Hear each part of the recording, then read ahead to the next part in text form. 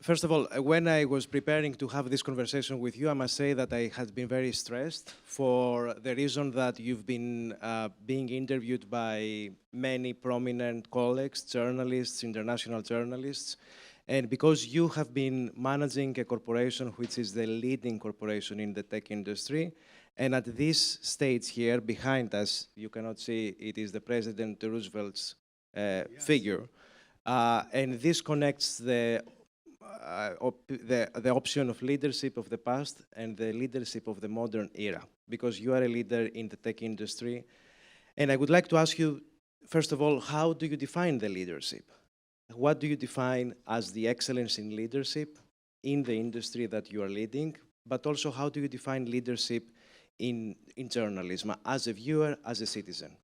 Well, first of all, thank you all, and it's just wonderful to be here. I'm such a passionate believer in what you all do, and it's so exciting, especially to see the next generation of journalists, whether you're still in school or just out here in the United States before your work in other parts around the world. You know, I think the essence of leadership in our industry, has a lot of elements that are shared in leadership around the world. You're really called on, I think, more than anything else, to really try to adapt to a changing world.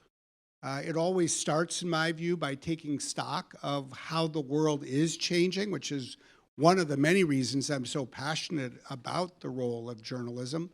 You then have to ask what it means for what you are trying to do in the world, whether it's as an individual or the leader of a company. In our case, our company, like many, is defined by a mission. We exist for a reason. It's fundamentally to create technology that hopefully helps other people do more as an organization or an individual.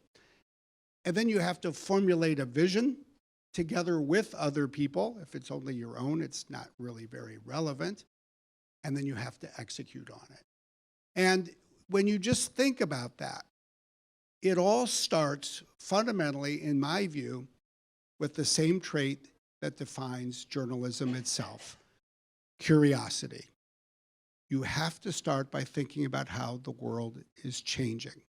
And in my view, one of the things I love about journalism and the opportunity for people to be journalists is fundamentally, especially people who say go to a school of journalism, as my chief of staff who's here today did before she embarked on a career in technology. Think about what you are trained to do. You're trained to be curious. You're trained in how to ask questions. You're trained in how to go out and find information, including from other people, from sources.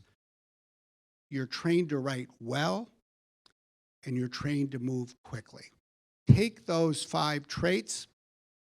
I would argue that they are perhaps the 5 most important traits in the history of humanity, because they are at the foundation of everything that we do, whether you work in the tech sector or whether you write for a newspaper or another press organization, or whether you try to do anything else in life. And so for me, that's one of the things that I'm excited about the opportunity to do every day, and it was one of the reasons I was frankly excited to be here with you all this evening.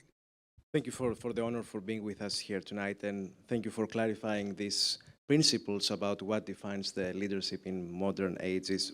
I would like to, because you mentioned about the changing era that we are living in, what has been the major, you feel, threats in journalism in our modern society? And what do you see as threats today compared to 20 years ago? And what do you see as threats in 10 years from now? Because we cannot talk about such a long term.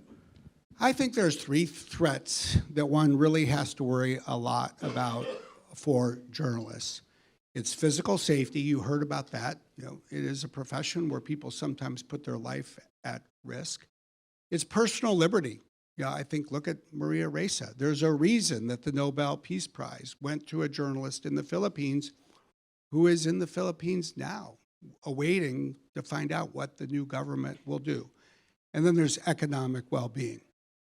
I think the biggest change in the last 20 years fundamentally concerns the economic well-being of journalists.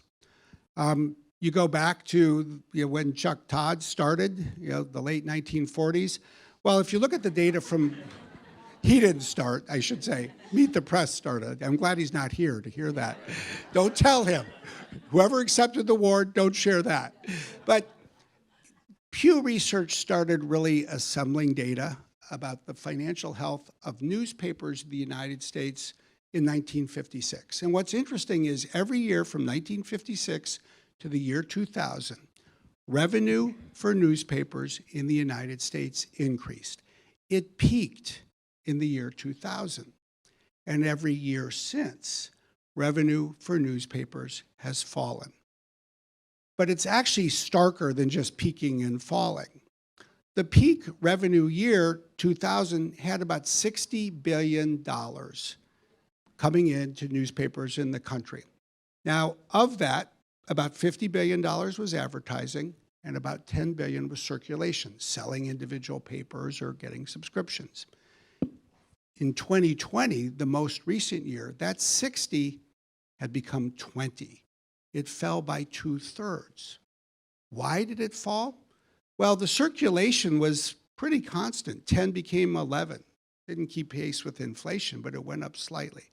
But $50 billion in advertising revenue for newspapers literally fell to below 10. And that's in part because things like classified ads went away. But frankly, and this is where it's awkward to accept an award from a press association, fundamentally, the advertising revenue that went to newspapers has gone to tech companies instead. Yeah, a couple of tech companies in particular. And that is a terribly difficult situation to address.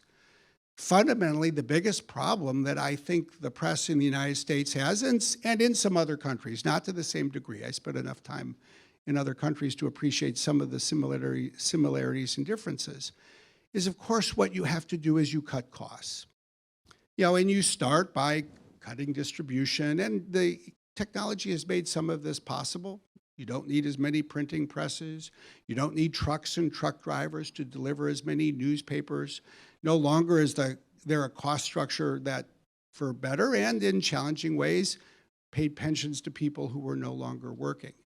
But the real problem is that it has forced newspapers, in my view, to cut the money paid to journalists. So what was a group of 75,000 people working in newsrooms in 2000 has become half of that. And even worse than that is both the declining wages in real terms and the closure of newspapers entirely. And if you look now at just a domestic number in the United States, roughly half of our 3,000 counties are down to one newspaper, and 200 counties have no newspaper at all. So what do we hope we can do for the future?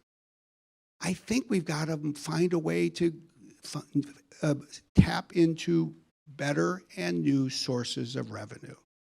There's no way to cut your costs further to come out of this. And so the next decade, let's hope we can innovate. Let's hope that we can tap into more public sources of revenue, because I think journalism is worthy of public support, and in a much broader way than is currently found across the United States.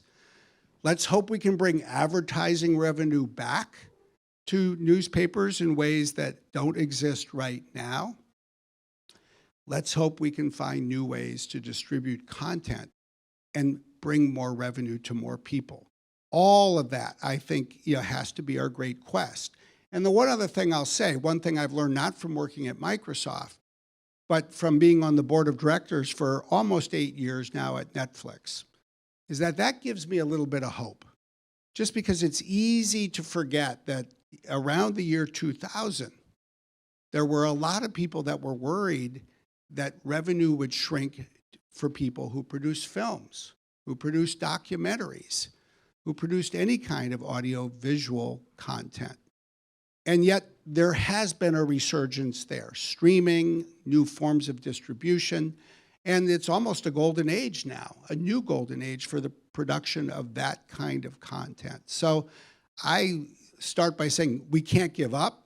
We have to be resourceful. We have to approach some new public policies. But this is one of the most important problems, in my view, in this country and around the world that we need to focus on solving. What would you respond to the question or the challenge that someone may bring up saying one of the reasons for the decline, especially in the business model in journalism, is technology. And technology meaning the bad sides of technology, which one of them is the spread of misinformation, disinformation. You had recently a report about how Russian propaganda has been used as a tool to achieve its goals in Ukraine. What's your view and position on that? I think this is another huge part of a big problem we have to solve. And I actually think it's a great story for any of you who come here this evening going, what are some good stories I can pursue? Look, one of the biggest public funders of, we'll call it, publication of information in the world today is the Russian government. Through the Russian military, through the GRU, through publicly owned, government-owned sources, but through a whole ecosystem. And unfortunately, their definition of information is to combine some things which may be true with other things that are knowingly false. And how do they do this? Well, I think one of the more interesting examples is one that comes from the war in Ukraine. It shows how the Russians work. Just as they pre-position software code for a malware attack, they pre-position false narratives for a disinformation, or as we call it, a cyber influence operation attack. So last November, the Russians decided that they would invade Ukraine. They prepared tanks, they prepared missiles, they prepared troops, and they sent narratives into battle as well. If you go to November 29th last year, you will see uploaded onto YouTube the pre-positioning of a narrative. It was recorded by an American expat who lives in Moscow, who works with the Russian government, and who has a video cast a few days a week. And so on November 29th, he put up on YouTube a story that I will call, Did You Know? Did you know, he said, that the Pentagon has bioweapons labs in Ukraine? And the Russians did with that exactly what they do when they pre-plant malware. They just put it there and left it and paid no attention to it. But on February 24th, the same day the tanks rolled across the Ukrainian border, they sent that story literally into the battle. RT.com, Sputnik, and a dozen sites that look like newspapers if you don't live in Russia. They look like newspapers if you live in the United States or other countries. All took that same story and simultaneously put it out and said, did you know that last year it was established that there are these bioweapons labs in Ukraine? And then they used their ability to manipulate social media, to manage algorithms, to use advertising, to fan the flames of that story and spread it around the world. And this is something they do on a repeated basis. They've done it with vaccines. The Russians do this in 23 languages, and in 22 of those 23 languages, they said, you should not get a vaccine. But in the 23rd language, Russian, they told every Russian speaker, you need to go get a vaccine. And where they do this especially well, unfortunately, is across the Western Hemisphere, as well as in Africa and other parts of the global South, and in Spanish. Do you know what the most consumed network is in Latin America? It's not CNN Espanol. It's RT.com. And the people of Latin America, the Spanish speakers of the United States, are not aware that RT is the latest incarnation of the TASS news agency. It is run by the Russian government. And so how do we address this? You all need to help address this. There's many things we need to do, but much of it, as always, whenever there's a problem in the war, in the world, turns on journalists who can get the story out. We talk about a little bit misinformation, propaganda. One of the major initiatives of the board members for next year is protection of journalism in the field of press freedom. What is the recipe, if there is a recipe, on behalf of the civil society stakeholders, leaders in the corporate environment, in the private sector, to do something in a unified way, in a unified voice, to protect journalists? Because when we talk about protection, I assume you agree, we're not talking only about safety, we're talking about several other methods of attacking journalists, especially in countries with authoritarian regimes. I think that part of the answer comes down to protecting the liberty of journalists as well as other, say, character attacks or threats on the safety and freedom of journalists. I'm a huge supporter and fan of one effort in particular that I think has been growing and that can continue to spread and has a lot of potential to attract a more unified level of philanthropic and corporate support. And that is specifically I'll say the strategies, that have really been pioneered, in my view, by Amal Clooney and Amal and George Clooney and the Clooney Foundation for Justice. And I'm a board member and work with Amal and George.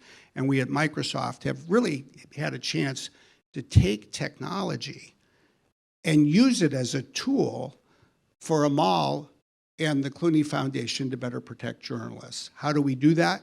Well, when there is a trial of a journalist, there is now a monitor in the courtroom. It's a local person. The person is trained. It doesn't have to be a lawyer, and it's actually best if the person is a little anonymous to the government people who may be in the courtroom. And that monitor is trained in how to track what is happening in the trial, how to obtain the information, and then every day, that data is uploaded to the cloud using a program that we helped create at Microsoft called Trial Watch. The information gets out of the country, it gets into the cloud, and then you have judicial experts in other countries that can evaluate it and assess whether this trial is fair. And that does two things. One is it can shine a light in individual cases and put pressure on a judge or a prosecutor or a government to know that the world is watching. The great cause of journalism everywhere, to ensure that the world is watching. But the other thing that it can do, and this is where I think it has such enormous opportunity to grow and scale, is as one can do this with more cases and in more countries, you start to develop the ability to measure and better monitor on a national basis whether journalists really enjoy press freedom. And that's not going to stop authoritarian governments from acting in authoritarian ways. But interestingly, some authoritarian countries are nonetheless sensitive to public criticism. Look at the story in China just in the last month. It's something that we sometimes see in other settings when it comes to cybersecurity issues and the like in China. And so I won't claim for a moment that it will provide all the answers, but I think that they are the fundamental building blocks for the progress that needs to come. Tonight you saw the new generation of journalists, scholarship awardees, established foreign correspondents as professional excellence awardees. What would you like to share as a message to all of them? And how would you evaluate the excellence in journalism as a citizen and as a leader? Well, let me start with the second part. The truth is, whenever you're the subject of news coverage, you usually live in a perpetual state of frustration. Love what you do, I just wish you were nicer to me. Mostly, though, I have to say, every day I appreciate the quality of news coverage. I appreciate the efforts that people make to be fair. I appreciate the tight deadlines that people work under. And frankly, I appreciate it when you come to a place like this, because there's a lot of jobs that you can do from your house. But if you really want to get people to talk to you, you have to go build some relationships. So what you do, on an individual and collective basis is just so valuable. At the end of the day, especially for the democracies of the world, you really are the fourth estate. That phrase was coined in the earlier years of the British Parliament. The sense was that the other three estates were there, but the fourth estate was in the gallery watching them all. And I think we've never had a healthy democracy since without healthy journalism, without the public's ability to know and to take stock and even debate what's true and what's not based on the kind of reporting you all offer. The future's lost, in my view, and the future needs you. I hope we can create a future where you can not only do great things, but also, frankly, earn a better living. I'd love to see salaries for journalists rise. But I will say every day, you should feel that you're not only honing great skills that, as you have heard from other speakers, can take you to all other sorts of walks of life as well. But at the end of the day, what you do today, what you do when you write for a newspaper or any other media outlet is just indispensable to the state of democracy and the state of humanity around the world. And it's something that should be applauded every day, even if it's only once a year that an event like this takes place. Thank you so much. Before we conclude the conversation, I could not wrap up this conversation without asking a question which is very relevant to the future generation of everyone, every human being, the future of artificial intelligence.